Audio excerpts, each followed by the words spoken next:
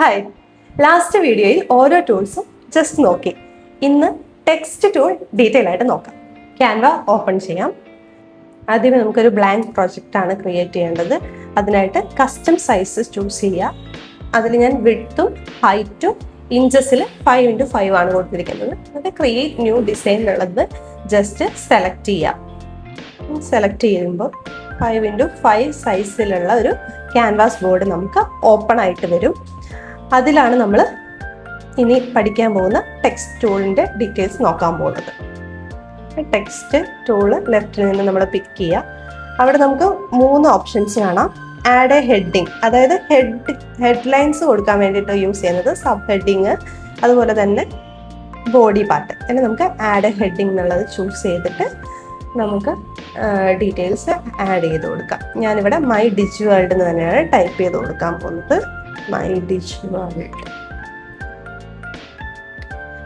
Okay, അപ്പം നമ്മുടെ content അവിടെ സെറ്റ് ആയിട്ടുണ്ട്. ഇനി നമുക്ക് ഇതിൻ്റെ ഓരോ ഡീറ്റെയിൽസും നോക്കാം. നമുക്കിവിടെ ലെഫ്റ്റ് സൈഡിലായിട്ട് താഴേക്ക് സ്ക്രോൾ ചെയ്യുമ്പം കുറേ ഫോണ്ട് സ്റ്റൈലുകൾ കാണാൻ പറ്റും. അതിൽ ഏത് സ്റ്റൈൽ വേണമെങ്കിലും നമുക്ക് പിക്ക് ചെയ്ത് യൂസ് ചെയ്യാവുന്നതാണ് കേട്ടോ.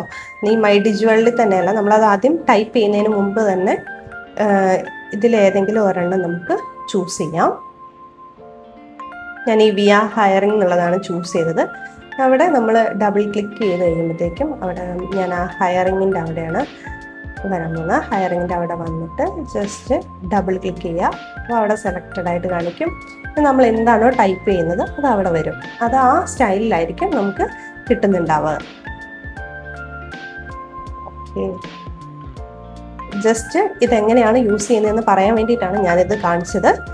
ഓക്കെ, നിങ്ങൾക്കിത് മനസ്സിലായെന്ന് വിശ്വസിക്കുന്നു. ഞാനിത് കളയാണ്. നമുക്ക് പഴയ മൈ ഡിജി വേൾഡിൽ തന്നെ ബാക്കി എഡിറ്റ്സ് കാര്യങ്ങളൊക്കെ ചെയ്ത് നോക്കാവുന്നതാണ്. വി ആർ എന്നുള്ള ആ ഓപ്ഷനും കൂടി ഞാനിത് ഡിലീറ്റ് ചെയ്ത് കളഞ്ഞു കേട്ടോ. ഓക്കെ, ഇനി മൈ ഡിജി വേൾഡിൽ ക്ലിക്ക് ചെയ്യുക. അത് സെലക്റ്റഡ് ആയതാണ് ആ കാണിക്കുന്നത്. അപ്പോൾ സെലക്റ്റഡ് ആയി കഴിഞ്ഞ് കഴിയുമ്പോഴത്തേക്കും നമുക്കിതിൽ സ്റ്റൈൽസ് കാര്യങ്ങളൊക്കെ മാറ്റാൻ പറ്റും. അതായത് ഫോൺ ഫാമിലിയിൽ ഒത്തിരി ഫോൺ ഫാമിലി നമുക്ക് തരുന്നുണ്ട്. ഇതിൽ ഏത് ഫോണ്ട് സ്റ്റൈല് വേണമെങ്കിലും നമുക്ക് എന്ത് ചെയ്യാൻ പറ്റും, ഇതിൽ കൊടുക്കാൻ പറ്റും. ഈ ഫോൺ ഫാമിലിയിൽ ക്യാൻവ സാൻസ് അത് തന്നെയാണ് കിടക്കുന്നതെന്ന് തോന്നുന്നു. ഓക്കെ, ഇങ്ങനെ മാറ്റി കൊടുക്കാം. ഓരോന്നിനനുസരിച്ച് അവിടെ വരുന്ന മാറ്റങ്ങളാണ് നിങ്ങൾ നോക്കേണ്ടത്. നിങ്ങൾ തന്നെ ഇത് ട്രൈ ചെയ്ത് നോക്കണം. എങ്കിൽ മാത്രമാണ് നിങ്ങൾക്ക് അത് യൂസ്ഡ് ആവുള്ളൂ. Okay, my digi world and ഒരു സ്ക്വാഡ് ടൈപ്പ്. റോബോട്ടോയിലേക്ക് വരുമ്പോഴത്തേക്ക് കുറച്ചുകൂടി സ്റ്റൈലായിട്ടുള്ള ഒരെണ്ണം. പക്ഷെ നമുക്ക് കൂടുതൽ റീഡബിൾ ആയിട്ടുള്ളത് ചൂസ് ചെയ്യായിരിക്കും എപ്പോഴും നല്ലത്. റീഡബിൾ ആയിട്ടുള്ളത് ഇതെനിക്ക് കുറച്ച് നല്ലതായിട്ട് തോന്നുന്നുണ്ട്. നമുക്ക് ഇത് തന്നെ ചൂസ് ചെയ്യാം. മൈ ഡിജി വേൾഡ് എന്നുള്ളതിന് ഈ ഒരു സ്റ്റൈൽ. പക്ഷെ എൻ്റെ പേര് ശ്രീകണ്ഠ്. അത് ഞാൻ വായിച്ച് ബുദ്ധിമുട്ടുന്നില്ല. ഓക്കെ, ഈ ഫോൺ സ്റ്റൈലാണ് നമ്മളിവിടെ ചൂസ് ചെയ്തിരിക്കുന്നത്. നമുക്ക് ഇവിടെ സൈസ് ഇങ്ങനെ സ്ക്രോൾ ചെയ്ത് അഡ്ജസ്റ്റ് ചെയ്യാൻ പറ്റും. അതുപോലെ തന്നെ മുകളിൽ നമുക്ക് പ്ലസ് മൈനസ് ചെയ്ത് കൊടുക്കാവുന്നതുമാണ്. കളർ ചൂസ് ചെയ്യാൻ വേണ്ടിയിട്ട് നമ്മൾ പിക്ക് ചെയ്യുക. അത് കഴിഞ്ഞിട്ട് ഇങ്ങനെ നമുക്ക് കസ്റ്റം ഡിഫോൾട്ട് ആയിട്ടുള്ള സോളിഡ് കളേഴ്സ് നമുക്ക് കൊടുക്കാൻ പറ്റും. അതുപോലെ തന്നെ നമുക്ക് കസ്റ്റമായിട്ട് ചൂസ് ചെയ്യാൻ പറ്റും. ആഡ് എ ന്യൂ കളർ എന്നുള്ളിടത്ത് നമ്മൾ ക്ലിക്ക് ചെയ്യുകയാണെന്നുണ്ടെങ്കിൽ ഒന്നുകിൽ ഒരു കളർ കോഡ് നമുക്കുണ്ടെങ്കിൽ അത് പ്ലേസ് ചെയ്ത് കൊടുക്കാം. അല്ലെങ്കിൽ പിക്ക് എ കളർ എന്നുള്ള ആ പെൻ ടൂള് എടുത്തിട്ട് നമുക്ക് എവിടുന്ന് വേണമെങ്കിലും നമ്മൾ ഏതെങ്കിലും ഒരു റെഫറൻസ് കളർ നമുക്ക് എന്ത് ചെയ്യാൻ പറ്റും, ചൂസ് ചെയ്ത് കൊടുക്കാൻ പറ്റും. ഓക്കെ, നമ്മൾ ആ ഗ്രേ കളർ വേണമെങ്കിൽ അവിടെ ക്ലിക്ക് ചെയ്താൽ മതി. അപ്പോൾ ആ കളറ് ചേഞ്ച് ആവും. സോറി, ഞാൻ അതിൽ ക്ലിക്ക് ചെയ്തപ്പോൾ അവിടെ വൈറ്റ് കളർ ആയതുകൊണ്ടാണ് അത് അങ്ങനെ വൈറ്റ് ആയിട്ട് വന്നത്. നമുക്ക് ബ്ലൂ തന്നെ കീപ്പ് ചെയ്യാം. ഓക്കെ, ഒരു ഡാർക്ക് ബ്ലൂ അത് ഞാൻ ചൂസ് ചെയ്തിട്ടുണ്ട് കേട്ടോ. ഓക്കെ, ഇനി അടുത്തതായിട്ട് അവിടെ ബോൾഡ്, ഇറ്റാലിക്സ്. ഓൾറെഡി ഇത് ബോൾഡും ഇറ്റാലിക്കും ആണ്. അതുകൊണ്ടാണ് നമുക്കവിടെ വീണ്ടും ഓപ്ഷൻ കാണിക്കാത്തത്. ഓക്കെ, നമ്മുടെ ഫോണ്ട് അങ്ങനെ ആയതുകൊണ്ട് അതിൽ പിന്നെ മാറ്റങ്ങളൊന്നും വരുത്താൻ വേണ്ടിയിട്ട് നമുക്ക് പറ്റത്തില്ല. ഓക്കെ, ഇനി അണ്ടർലൈൻ എന്ന് പറഞ്ഞ ഓപ്ഷൻ കൊടുക്കുമ്പോൾ അവിടെ നമുക്ക് അണ്ടർലൈൻ വരുന്നുണ്ട്. ഓക്കെ, പിന്നെ സ്ട്രൈക്ക് ത്രൂ എന്ന് പറയുമ്പോഴത്തേക്കും നമുക്കൊരു സ്ട്രൈക്ക് ഇട്ട പോലെ നമുക്ക് അങ്ങനത്തെ ടെക്സ്റ്റൊക്കെ ആഡ് ചെയ്യേണ്ടി വരികയാണെങ്കിൽ, അതുപോലെ അപ്പർ കേസ് ആക്കണമെന്നുണ്ടെങ്കിൽ നമുക്ക് ഈ എന്നുള്ള ആ ടൂൾ യൂസ് ചെയ്യാം. പിന്നെ ഉള്ളത് അലൈൻമെൻറ്റ് കാര്യങ്ങൾ. നിങ്ങൾക്ക് അലൈൻമെൻറ്റ് ഒന്നും കൂടി വിസിബിൾ ആവണമെങ്കിൽ കുറച്ചുകൂടി കണ്ടന്റ് വേണം. നമുക്ക് ഇനി ആഡ് ചെയ്യണമെങ്കിൽ കണ്ടന്റ് ആഡ് ചെയ്യണമെങ്കിൽ അവിടെ ഡബിൾ ക്ലിക്ക് ചെയ്യുക, എൻ്റർ ചെയ്യുക. എൻ്റർ ചെയ്ത് കഴിഞ്ഞിട്ട് ഞാൻ എൻ്റെ പേരാണ് കൊടുക്കുന്നത്. എൻ്റെ പേര് ഐഡ സോജി എന്നാണ്. ഞാൻ അതിവിടെ ടൈപ്പ് ചെയ്ത് കൊടുക്കുകയാണ്, ഐഡ സോജി. ഓക്കെ, നെക്സ്റ്റ് നമുക്ക് അതിൻ്റെ അലൈൻമെൻറ്റ് എങ്ങനെയാണെന്ന് ജസ്റ്റ് ഒന്ന് ചെക്ക് ചെയ്യാം. അതിൽ സെലക്ട് ചെയ്യുക.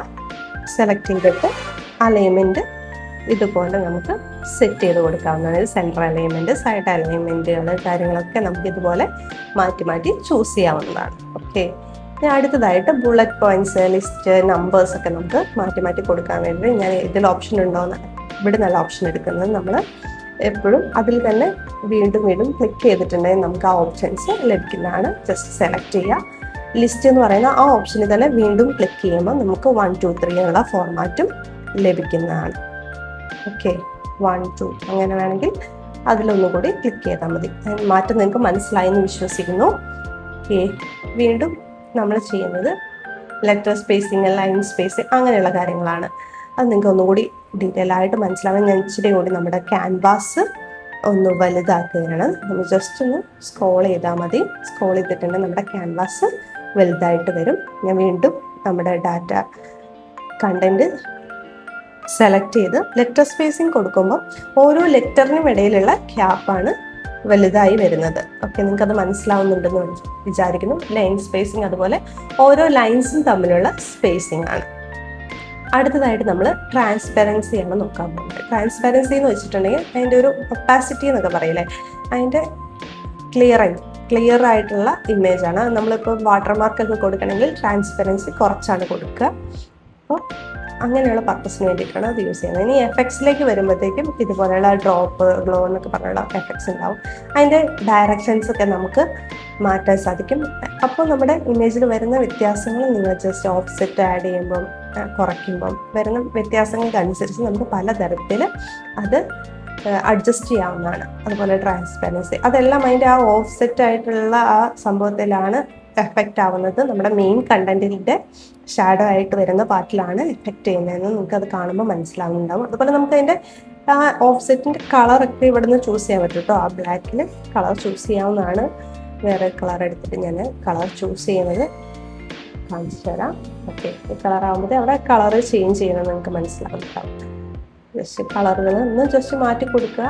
നിങ്ങൾക്ക് നിങ്ങളുടെ ഇഷ്ടത്തിനനുസരിച്ച് നിങ്ങൾ ജസ്റ്റ് എഡിറ്റ് ചെയ്യാം. ഓക്കെ, ഇത് ക്ലിയർ ആയി എന്ന് വിശ്വസിക്കുന്നു. ജസ്റ്റ് ചേഞ്ച് ചെയ്ത് കാണിച്ചു എന്ന് മാത്രം കേട്ടോ. ഓക്കെ, നമുക്കിതിൽ തന്നെ കീപ്പ് ചെയ്യാം. വേറെ സ്റ്റൈൽസ് വന്നിട്ടുണ്ടെങ്കിൽ എങ്ങനെ ഉണ്ടാവും എന്ന് ജസ്റ്റ് നിങ്ങളെ ഷോ ചെയ്യിക്കുകയാണ്. ഇതിൽ ഓരോന്നും നിങ്ങൾ ജസ്റ്റ് ട്രൈ ചെയ്ത് നോക്കുക കേട്ടോ. പ്രാക്ടീസ് എത്ര കൊണ്ടോ അത്രയും നമുക്ക് സ്പീഡിൽ ഇതിൽ വർക്കൗട്ട് ചെയ്യാൻ സാധിക്കുന്നതാണ്. അടുത്തായിട്ട് നമ്മൾ ആനിമേറ്റ് ഓപ്ഷനാണ് നോക്കുന്നത്.